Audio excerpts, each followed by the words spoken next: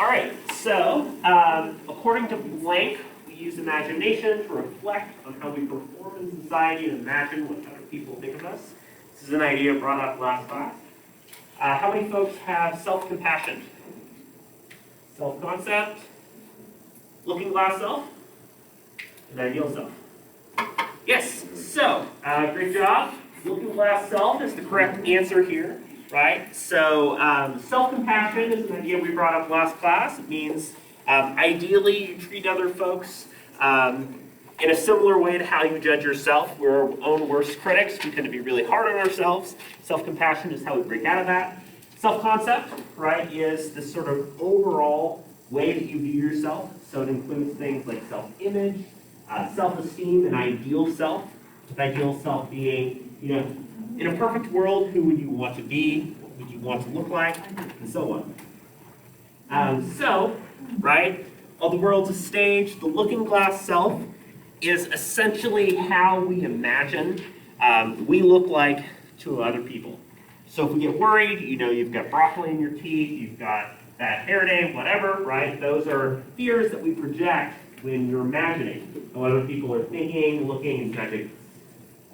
In a transactional model of communication, which we talked about last week, right? Under transactional model, there's a sender, there's a receiver, and one part of communication is feedback. So we're taking in the verbal and non-verbal cues from somebody. So if we're talking and the other person starts fixating on our teeth, we're going to start to get worried, like what's going on there, what's up, right? So we use that feedback as part of that process of imagining how other people are thinking of us.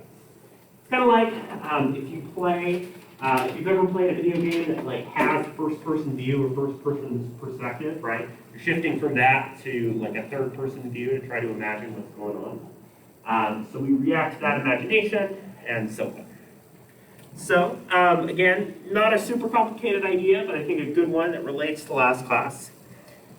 We talked about a little bit on interpersonal communication on Wednesday, including just sort of how it shapes our own identity. We talked about those kind of bubbles, and we did a little activity where I was asking you to sort different things about your personality into your ideal self, your self-image, and so on. And then we talked a little bit about personality, and I want to dive into personality a little bit more for this class. I will also say of the 3 classes that I teach on Monday, Wednesday, Friday, well, by far, display the most personality, which is awesome. I don't know what it is. Maybe it's after lunch, y'all are hyped, or what, but that's great. So how many folks are feeling at least somewhat stressed or overwhelmed by this point in the quarter? Okay, so a couple of you, most of you all seem to be doing pretty well. I do want to kind of direct you to some resources and tips for student success, especially since many of you here are in your first year. I just want to help you to know a couple things that will boost your success in this course and wherever else. I want to talk a little bit more about personality. I have a couple kind of group prompts that we'll talk about and then talk about together as a class that relate to personality. So, one thing to think about is now that we're in week 2 and a lot of your classes are really starting to ramp up in terms of upcoming assignments and just more and more notes and so on, right? You might be thinking, what can I do to balance my classes and stay up to date? I know I received a couple things in feedback just about how do I keep up with stuff, so I want to help with that. So if you're new to EOU or you're just not super familiar, there's a lot of different resources that can help out, especially if you ever feel a crunch or like you're struggling.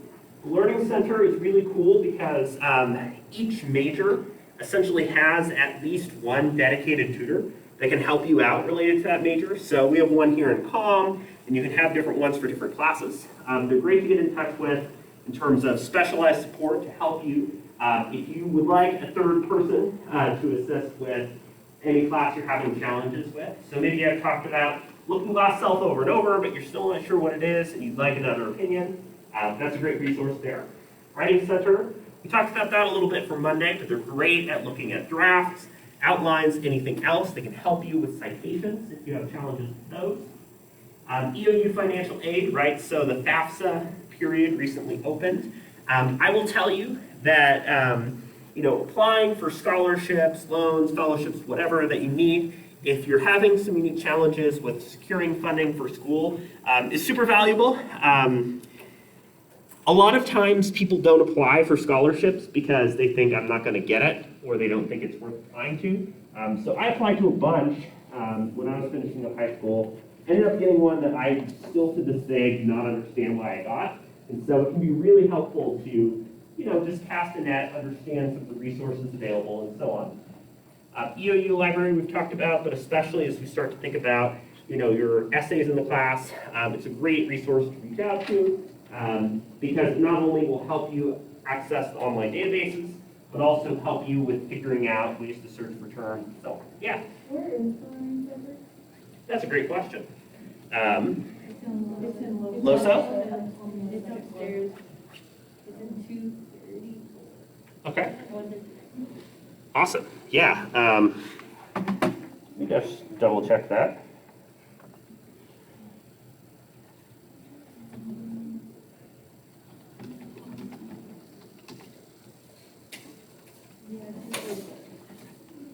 Learning. Maybe I need to go there.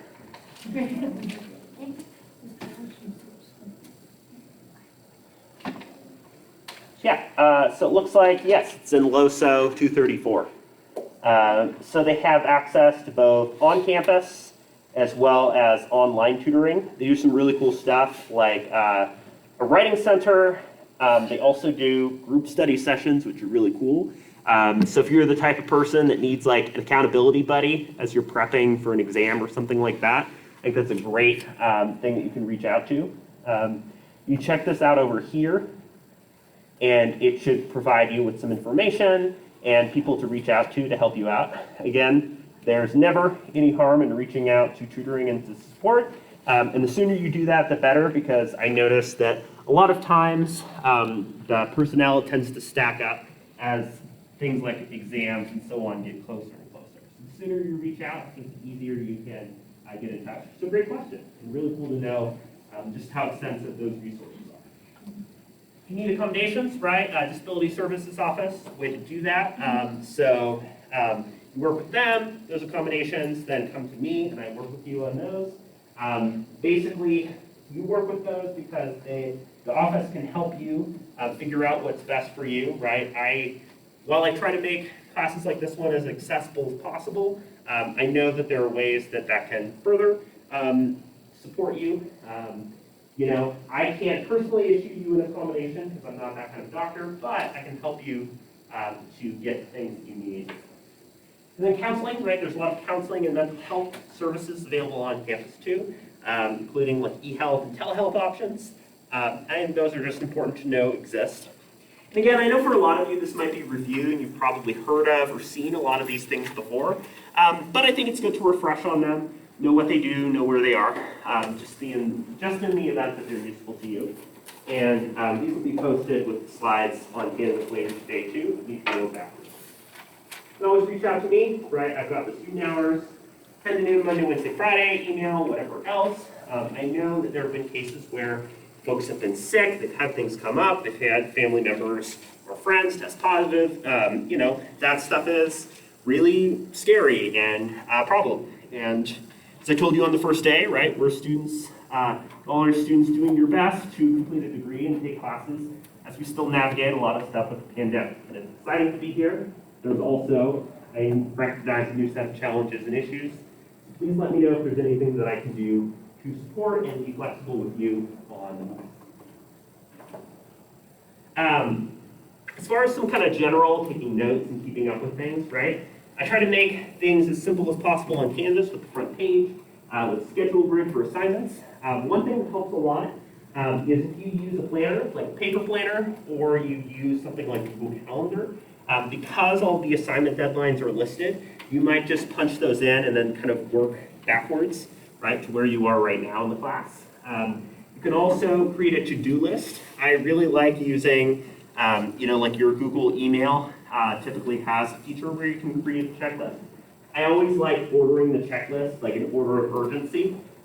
So I'll put something like class prep for this class at the very top, and then kind of work the way down to things that might not be due until like a week from now. But even then, once you're all caught up, right, it gives you the chance to start working on things that aren't due for a while.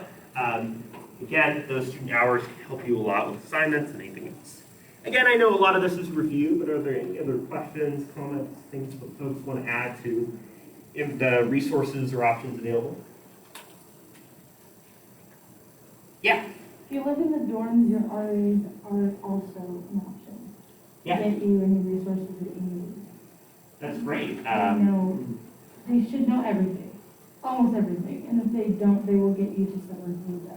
Yeah, that's great to know. I think a lot of RAs, really concerned with students' safety, well-being, health, and so on, right? And if you feel like you have kind of like the workaround or like, somebody tells you to contact somebody and somebody else and so on, it's because, right, we're doing our best to get you to the person that can most directly help you.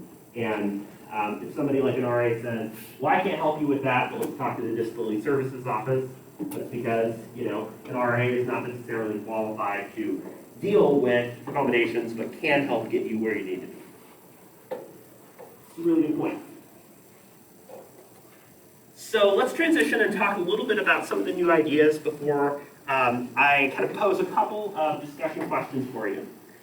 So the first thing is in building our discussion about personality, this idea of communication dispositions, right? A communication disposition is the idea that in general, how do we engage in communication? What are our patterns and practices that we do on a pretty regular basis? So communication dispositions helps us understand, and we categorize this under interpersonal communication because it's about you and your identity, but also is very relational, right? It's how, now that we know your identity and personality, how you choose to relate to and behave with other people. One major idea here, right, is this idea of nature versus nurture. Nature being something is innate, something is in your genes, right? So if you really hate cilantro, which I personally can't understand, I think cilantro is awesome, then there's actually a gene that affects it for you and it tastes like toothpaste or something like that, right? So there's also at times genetic predispositions towards certain personality traits and behavior, right? Whereas the nurture end suggests that a lot of our personality develops more from the socialization and relationships that we have, right? Berger and Luckman and the social construction of reality say there's primary socialization, our parents, our direct family early in life. Secondary socialization typically starts when we go to school, and it's about the relationships we form with other people. Our personality develops because of those events. A lot of the ways that things such as privileges, opportunity, and so on affect our relationships play a really big role in communication dispositions too. There's an ongoing debate, nature versus nurture. A lot of psychologists say, well, both matter, right? And both shape who we are now. So, you might be familiar with this quadrant that was in this passage for today, right? This quadrant is talked about a lot in psychology, sociology, and so on.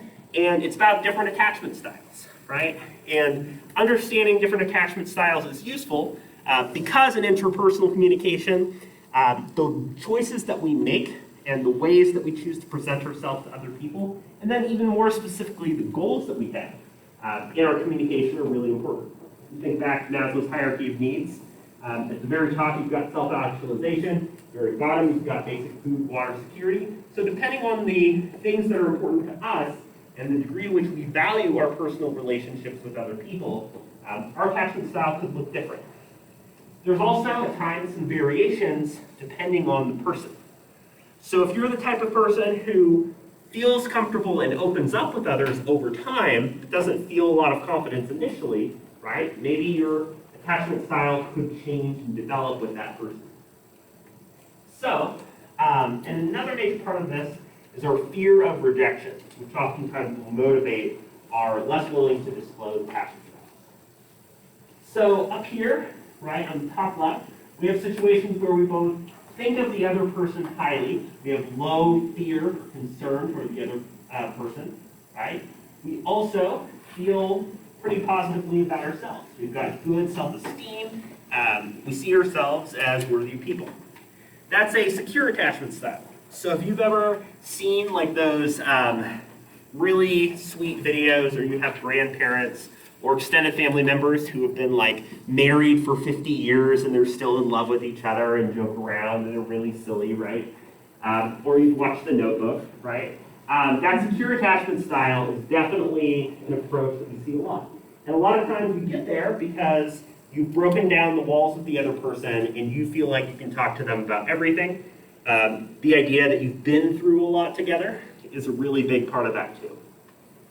You have a preoccupied style. Got a dog with a preoccupied style, you're a nervous wreck. And preoccupied style is the idea that yes, we'd like to have a good relationship with other people, but we don't feel very good about ourselves. We have low self-esteem most of the time in those situations. So there's a lot of tropes and memes, right, about people that are like overly attached or at times are called clingy, right? And a lot of times that comes out because we really like this other person, we've got a crush, we really want to make a good friend, but because we have a lot of self-doubt, we don't feel very good about ourselves, we're not quite sure how to communicate with them, we don't see them on the same playing field as us, and so on. And so that might cause us to behave in a more anxious or unhappy way, or even kind of show anger or negative feelings towards somebody, right? Like, we might make fun of them to hide the fact that we really do like this person.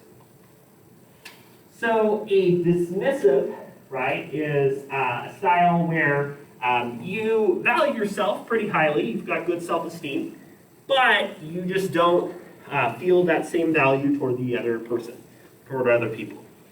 So, right, sometimes we see this in a more psychopathic or sociopathic style, but this also happens in interactions we have with people that we might not see ourselves having a good relationship with, or even wanting to have a relationship with at all, right? So maybe there's members of your extended family where you have nothing in common, it's a random cousin you see like once a year, you're gonna be dismissive because you don't see having a good relationship with them as important to your own development as a person. And at the very end, right, we have fearful attachment styles where we both do not have much self-esteem or self-love, but at the same time, we don't necessarily hold, that same value toward other people. We're fearful, we're socially avoidant, right? We are avoiding relationships with other people in large part because we see other people as a threat. So, especially for individuals that have dealt with challenges related to abuse, right? That's a really kind of challenging pattern because in an effort to focus on survival, people might not feel as willing or comfortable to reach out to others. So I think this kind of attachment model is a good way of thinking about our communication and our dispositions toward other people because it helps us to understand why people might be more or less willing to talk and what that disclosure looks like.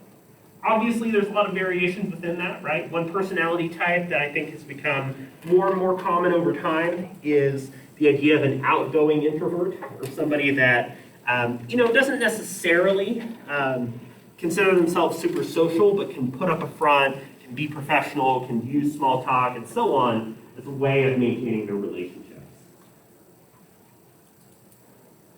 So there's kind of these dualities that are shaping our social perception and communication disposition too, right? We've talked a bit about introversion versus extroversion. You're probably really familiar, right? Do you charge your batteries when you're alone with other people? You recharge alone, you're more introverted. Recharge with other people, you're more extroverted, right? There's definitely variations, like an outgoing introvert. There's also, right, Carl Jung puts together the idea that we oftentimes fashion parts of ourselves, right? Carl Jung was famous for this idea of the collective unconscious, but also put forward the idea that we have this kind of persona or mask that we wear a lot of times around other people, right? So, typically I'm going to present and behave in a certain way, like when I'm teaching, right? But I'm presenting, taking off mask, presenting a very different version of myself when I'm back at home, right? Both figuratively and literally, right? So we oftentimes feel that. It's actually mentioned earlier today, which I thought was a really good point.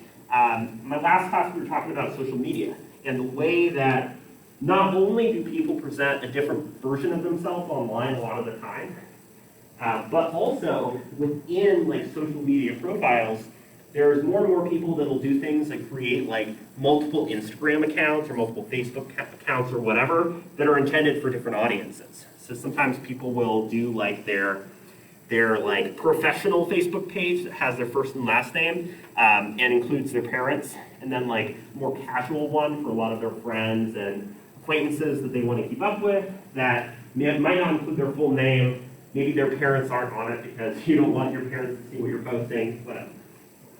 So that's one thing to think about. Approach versus avoidance is another thing, right? If you have a preoccupied or fearful style, you're going to be less willing to approach other people and initiate conversation.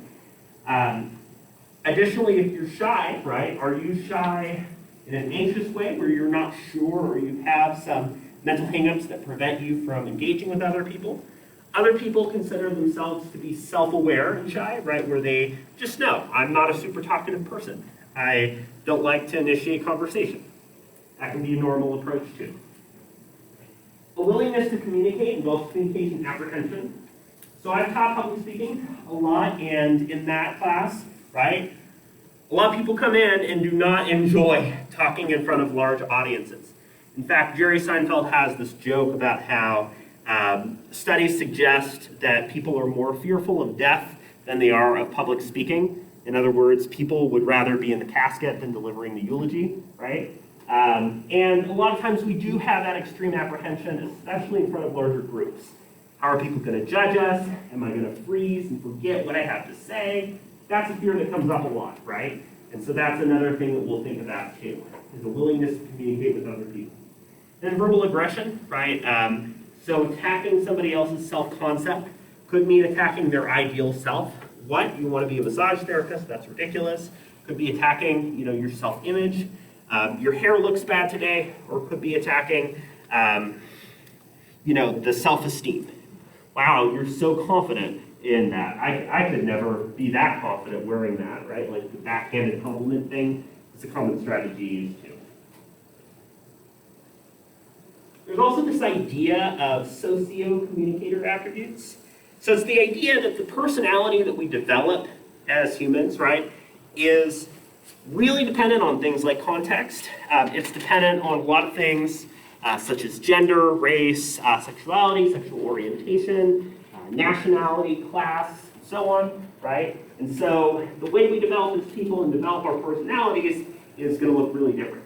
I don't know, like, if any of you have watched the show Arrested Development, right? But it's a very kind of rich family, and there's one character on the show who's a very rich mother, Lucille Bluth, and she says, "Oh, a banana, that must cost $10." Being totally out of touch, right, with the experiences of people who regularly go to a grocery store. So things like context and your background and your socialization play a really big role. So socio-communicator attributes might include things like your responsiveness to receiving and listening to other people, right? If you're secure and you're feeling good in your attachment style, you might be more willing to communicate.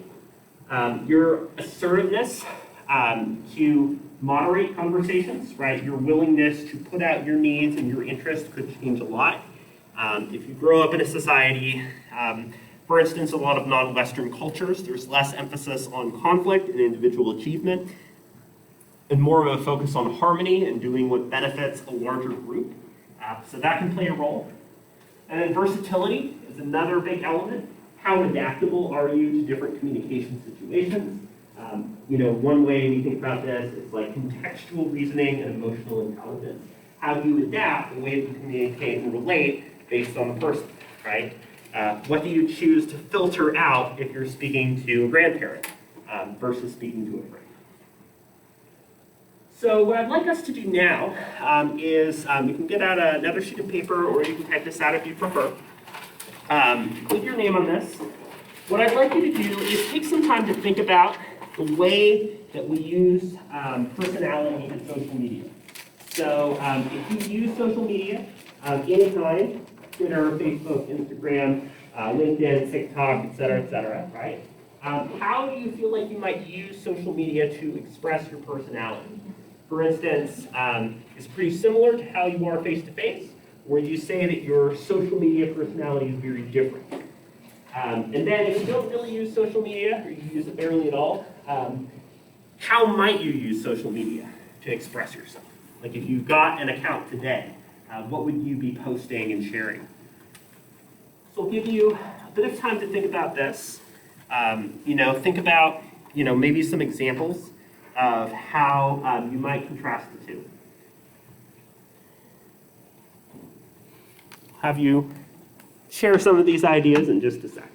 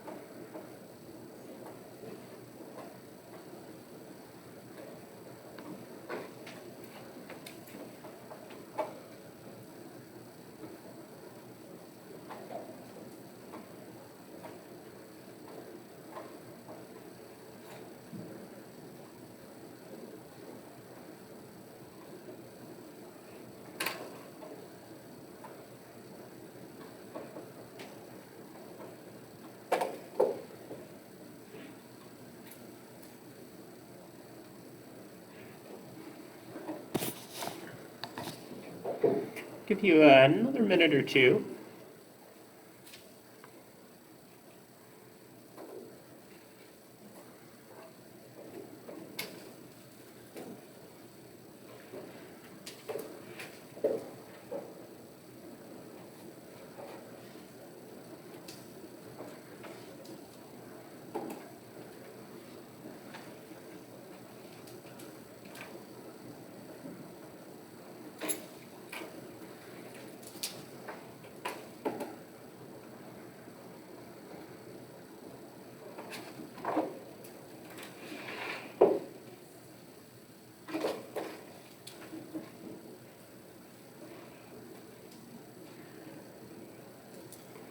Go ahead and finish up your current thought or idea. When you're feeling good about this prompt, I'm going to ask you to find a small group of people, anywhere between 3 to up to 5 or 6. And what I'd like you to do is just kind of share the things that you wrote about for today. For instance, some of the ways that you've contrasted social media personality with your personality face-to-face. And as you're listening to each other, what explains some of the differences that you're seeing? So go ahead and take some time on that, and then I'll be curious to hear some of your thoughts together as a group. I said that for like my social media platforms, I only use like Snapchat and Instagram really. And I said like Instagram, I feel like it's pretty typical just of how I am in real life. Like just kind of like things that make me happy or like just events that I do that I like. But Snapchat, like having types of it's just like closer to home. I just so like TikTok maybe or just something type of fun that happens during the day. And the only post I really like is from the audience, which I don't know if you guys know what that is. The only difference is like most of my followers are like acquaintances from high school, so I would normally be like, here's this thing that I find funny that's also like kind of controversial. Yeah, the onions that over like that.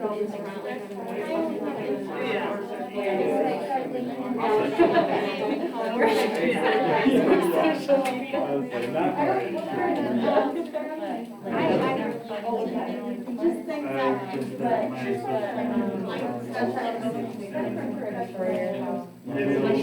Your Instagram is full of pictures of you playing sports with like obnoxious captions like just another one of me in the boys. A little bit, not a whole lot. I just use it. Yeah. There's like cool, I won't post it. Other than that, I really don't face anything. I don't know anything, but it's like, whatever. It's a funny story. I don't really care. Yeah. Don't fit the life. Your account is okay. I was gonna say, I'm like not as sure. I feel like when I want to put something like, I don't know, like random or just, I don't know, like I say like my nice picture for Instagram. And then I know that's what like, and then like, just like, oh, this was a cute picture of my family or something. That's right. But like, my nice isn't always right. And then I don't always look good. A lot of like, do you girlfriend posts that can I have so many questions. I look at the ones that are like, Never been interested. Like it's like not really our generation is anymore. I would have it time things people date people are like a year later after they've broken up, they're still like, and you find pictures of them and I'm like, is that me? Oh yeah, that. I think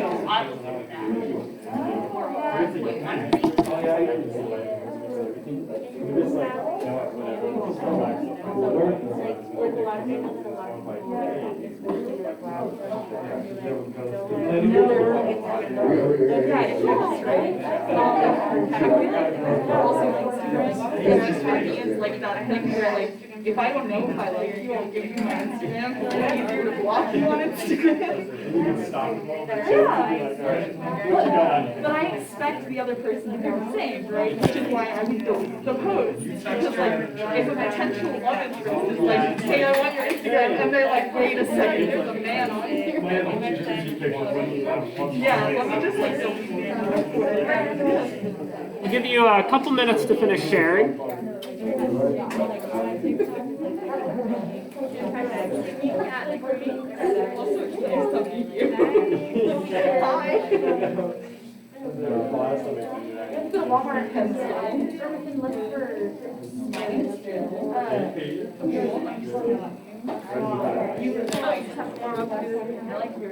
So that take like an hour or like 30 minutes?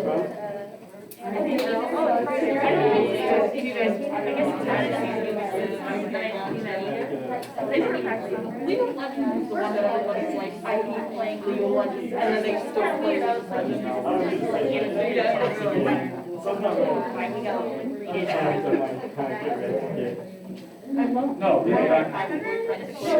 Go ahead and finish up your current thought or idea.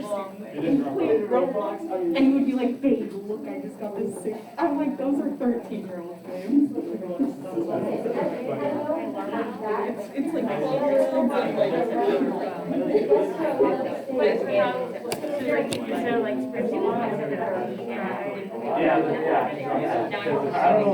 But not like. All right, so I heard some really good conversation points that you all brought up. So a few things that kind of stood out to me right away. First of all, you all were identifying like a lot of different forms of social media and saying, hey, you know, I don't really use this at all, or I'm going to use this like as an invite only, or you know, there has to be some type of filter or way that you're going to get in to my Instagram account or whatever else. Also, some really interesting discussion about like how social media extends to other kind of things too, like online games, like you know, you're free to play, or other types of games that involve a lot of social interaction, right? I mentioned last week that a lot of games like Among Us have gotten really popular because of the kind of social and communication element that we've been able to do in some challenging times. So I'm just curious to hear some of the things that you all might have talked about in your groups. So why don't we go ahead and start here, this group in the front. What were some of the things that you all were chatting about? We said that Snapchat is definitely what suits most of our personality. Like that's where we Yeah. post like goofy videos, like talk to our friends the most. Yeah. One thing that's interesting too is I think there were a couple groups mentioning how oftentimes they'll use social media to like reflect their feelings or mood in the day. For instance, you know, they're reposting or retweeting something that, you know, is an image, like maybe they're feeling like, you know, it's a struggle and there's a, you know, a dog that's like plopped over on a stack of papers or something, right?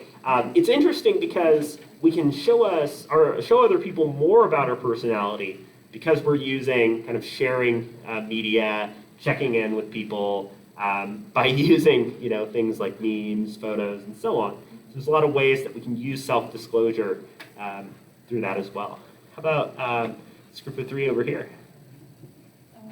We were talking about like all three of us basically only use Instagram and at that like very limitedly. So we were talking about like what types of things we post and how that is different between us and what we use Instagram for. Yeah. Yeah, that's really interesting too, especially with it seems like the popularity of things like stories, right, through both Instagram, Facebook, and so on. A lot of people like just having something on for a day and like not having it as a permanent photo or video that sticks with you forever. It's been interesting to see that as being a more popular model being used as well. There's a larger group over here. What were some of the things you all touched on? I think you all said like you are kind of the same in person as we're like on Instagram or like Yeah. everything. Yeah. Yeah, I mean, I think that's a good point, Trey, right? Like, we have a lot of ways that we use, I feel like especially more so than in the past, a lot of people have been more kind of honest in their reflection of themselves on social media. Like, you still get some distortions and changes and stuff here and there, but I think a lot of people, especially when they had to present a lot more of themselves online in the last year and a half or so, were able to present, you know, a more fuller picture of themselves. One thing too that's interesting is to see like to what degree are you self-disclosing online relative to like what is going on in your life, because there are some folks who like if they're bored and don't have much going on, use social media a lot more, or the other way around. They're traveling, they're doing a lot of things in their life, but they're posting more because they want to show all the big things that have been going on. There's a group back here in the third row. Oh, okay. Which group? Or a larger group? No, we put a group of three. Oh, got it. What do you want us to do? Yeah, whoever would like to share or talk about anything. We were just talking about who's gonna speak. You guys can I think like we don't really use social media that much in this group. I was just saying if I got a social media account, I would just like post art or whatever. Just saying I should got an Instagram account, try it out, and emailing like Snapchat sometimes. Yeah. Yeah, so a little bit younger, Snapchat. I tried it, it wasn't really my age, so I kind of got out of that. But I ended up trying like Twitter, never tried Facebook, but I find it useful for buying and selling, Mm-hmm. or for businesses. But I think it's just a matter of personality and your lifestyle and how you want to, for social. Yeah. I like the idea here, right, of the practical utility of a lot of social media. Like, I don't want to have an account and post on Facebook, but I do want to use the marketplace to find stuff in the area, or like using social media to kind of share or sell art, I think is really interesting too. We can think about that to some degree as like an extension of personality, but there's also a lot of those practical benefits. And there's you all up here. Okay, so we said that, like, well, they kind of have different things, well, we're similar and not different. They were like saying that, like, well, we all agreed that, like, your Instagram isn't like always up to date unless you're always posting or something. Mm-hmm. But like your personality, you're not always looking nice, or you're not always going on trips and anything, so it can't really reflect your personality. Mm-hmm. You're always like expressing that in. Yeah. I did say that like people get to see like a funnier side of me instead of on my Instagram on Yeah. TikTok, because I post a lot of dumb things on TikTok and people Sure. find it funny. But I said that like, you know, there's like it's kind of different. Yeah. Whereas like Instagram, like, you know, some people play their shoots and everything like that. Some people like talk about news and stuff that's not really them every single day. Mm-hmm. It's not important every single day. Unless you're playing your story, then go for it. But we all said that like, you know, Instagram can't like always, or social media can't always express like your personality unless you're posting every single day. Right. Natalie? Yes. Just double checking. Yeah, so I think, Natalie, you bring up a really good point because, like, even if we're trying to be authentic and be ourselves, it's only the things that aren't ending up getting posted. We're probably mentally going through a filter. What do we want to post? Which photo do we want to choose? So unless we're around somebody 24/7, we're not going to get the full picture, you know? Maybe they went out on a hike, but maybe, you know, during the middle of the hike, they tripped and fell over, they got their pants all dusty, and then they like ran into a bunch of alcohol. We don't get the whole story. We just get the snippets and the sections that people choose to share. These are really good observations and points, and you know, it's kind of fun to pick your brains and get a sense of how you all might be using social media, because, right, as we talk about personality, self-disclosure, and the ways that we reflect on our personality to other people, social media plays a really big role, right? We might choose based on our attachment styles, our comfort with other people, the way that we filter out profiles, and so on, and even the types of social media that we choose to use. We convey personality in a lot of different and unique ways, and I think this is a good way for us to apply and think about how different parts of personality can connect to a lot of our more contemporary uses. So thanks for sharing. To kind of wrap up for today, right, we talked a little bit about personality, including the idea of context mattering in terms of our nature, our nurture, our social location, a lot of the different things that make us who we are, right? And that personality, you know, really connects to things like our self-worth, our self-esteem, and so on. And personality can be expressed face-to-face in what we choose to disclose and share, but also expressed through our use of media, including social media. So, you know, it's Friday, it's homecoming weekend. Let you all get out of here a little bit early. For next class, I'd like you to read Rent 121, 148. We're going to transition into talking about verbal communication, so how we use words to communicate with each other, which is a big part of interpersonal. I will also assign you your discussion leading groups for next week too. So by the end of the day today, please turn in your Google form for your discussion leading preferences. Please also turn in your syllabus quiz on Canvas. It's open note, open book, if you haven't already. Otherwise, I'll grab your attendance on the way out. And have an awesome afternoon and enjoy homecoming weekend.